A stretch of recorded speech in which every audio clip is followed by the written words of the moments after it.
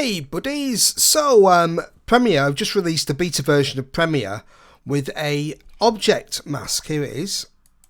Okay, object mask tool. Okay, so this should save you a lot of time in rotoscoping, having to send clips over to After Effects if you want to cut them out, rotoscope them. And so let's try it out, see how good it is. Okay, so I'm going to click on here and I'm just going to click, there you go, on my object. And instantly it's selected my friend Liam here, who's Kung Fu Santa. Alright, so here's Kung Fu Santa. Now what I need to go is track this. So tracker, I'm going to track it forward. So I'm just going to hit the play button and it's going to whiz through tracking here. Now I can do addition and subtraction to this, but I'll just leave it, let it play through and just see how it goes first time through, see what its kind of default settings does, just how good it is. You can see we've got the blade there. That'll probably cause some problems. It definitely would in rotoscoping. Hair, always tricky.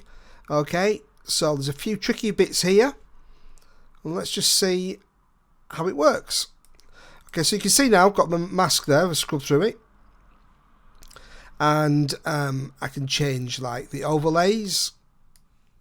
You know, so I can sort of see how good that is. But what I'm going to do here is go right click on here and change it to opacity mask instead. And then I've just put a grey background on. And yeah, it's done a really good job.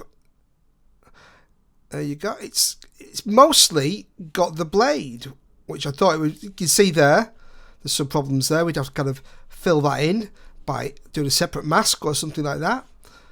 So there might be a few tricky bits, but you know, that took hardly any time at all. It'd take a lot longer to mask this out by hand. So, and this is just the beta version, so I'm pretty impressed by that. And there you go. Cheers buddies.